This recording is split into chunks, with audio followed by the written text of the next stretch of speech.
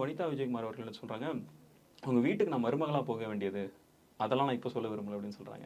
அது என்ன, எதனால அதை சொல்ல விரும்ப மாட்டாங்க? என்ன இது சார்? இல்லை, இன்னைக்கு வந்து அவங்க ஒரு குழந்தைக்கு அம்மாவாக இருக்காங்க. இந்த நேரத்தில் அவங்க வெளிப்படையாகவும் அது பேச முடியாது. இந்த பக்கம் பார்த்தீங்கன்னா அவங்க யாரை சொல்கிறாங்கங்கிறது ஓரளவுக்கு நம்மளால் யூகிக்க முடியுது. அவருக்கும் ஒரு குடும்பம் குழந்தைகள்னு ஆகிட்டார். இந்த நேரத்தில் பழசை கிளறுவதுங்கிறது ரெண்டு பேருக்குமே நல்லதாக இருக்காதுங்கிறதுனால தான் அவங்க வேண்டாம், இதோட நான் நிறுத்திக்கிறேன் அப்படின்னு சொல்கிறாங்க. அதை கூட அவங்க எதுக்காக சொல்கிறாங்கன்னா, இந்த பாடலை பயன்படுத்திக்கிற உரிமை கூட எனக்கு இல்லையா அப்படிங்கிறதுக்காக சொல்கிறாங்க.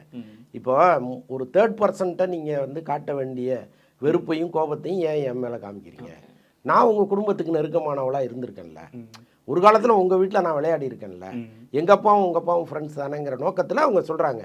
ஒரு வகையில் அது உண்மை. நீங்கள் வந்து இப்போ சட்டம் காவல்துறை அப்படின்னா இப்போ தங்கப்பதக்கம் சிவாஜி மாதிரி வாழ்ந்துடலாம். நீங்கள் பையனாக இருந்தால் கூட நான் சுட்டு தள்ளுவேன். இது வந்து நீங்கள் அப்படி சட்டம் எல்லாத்துக்கும் சட்டத்தை கொண்டு வந்து முன் வச்சு சட்டத்தின்படி தான் வாழணுங்கிற அவசியம்லாம் கிடையாது.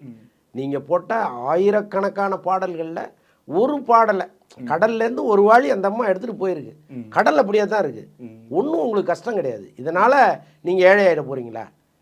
ஒரு சின்ன பரபகரம் தானே. அந்த பொண்ணு உங்களுக்கு தெரிஞ்ச பொண்ணு, அவங்க அப்பாவும் நீங்களும் அவ்வளோ நண்பர்களாக இருந்திருக்கிறீங்க. அந்த பொண்ணு கஷ்டப்பட்டு ஒரு படத்தை எடுக்குது. மனிதாபிமான அடிப்படையில் பாருங்களேன் அதை. இன்னொன்று வந்து அவங்க எதுவும் எந்த முறையும் இல்லாமல் எந்த ஒழுங்கும் இல்லாமல் இந்த பாட்டை பயன்படுத்திட்டாங்கன்னா கோவப்படுறதுல கூட ஒரு நியாயம் இருக்குது. அவங்க சோனியில் முறைப்படி அனுமதி வாங்கியிருக்காங்க. சோனிக்கு விற்றது உங்கள் தப்பு. இளையராஜா சோனிக்கு விற்றுட்டாரு, அவங்க சோனிக்கிட்டேருந்து வாங்கியிருக்காங்க. எனக்கும் பணம் கொடுங்கிறது வந்து எந்த விதத்தில் சரின்னு தெரில. அது நீதிமன்றத்தில் வழக்கு இருக்குது, அவங்க சொல்லணும் இது யாருக்கு இந்த உரிமை. இளையராஜாவும் கொடுத்து இளையராஜா ஒரு நிறுவனத்துக்கு விற்றார்ல, அந்த நிறுவனத்துக்கும் கொடுக்கணுமாங்கிற கேள்விகள் அதுக்குள்ளே இருக்குது. அது நீதிமன்றம் என்னைக்கு தீர்ப்பு சொல்ல போகுதுன்னு தெரில, அன்றைக்கி தான் அந்த குழப்பம் தீரும். ஆனால் அது வரைக்கும் நான் என்ன சொல்கிறேன், தார்மீக ரீதியாக சில விஷயங்களை நீங்கள் அணுகணுமா வேணாமா? எல்லாத்தையுமே அஃபிஷியலாக பார்க்க முடியுமா?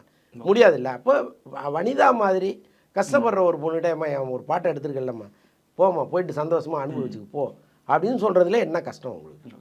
இப்போ அதை செய்யாமல் போகும் பொழுது அவங்களுக்கு ஒரு கோபம் வருது. பொது வெளியில் நான் உங்களை அசிங்கப்படுத்துகிறேன் பாருன்னு அவங்க சில விஷயங்களை சொல்கிறாங்க. பர்பஸாகவே செய்கிறதா கூட எடுத்துக்கங்க. அந்த கோபம் நியாயம் தானே. ஸோ நான் இந்த விஷயத்தில் வனிதா பக்கத்தில் தான் இருக்கேன்.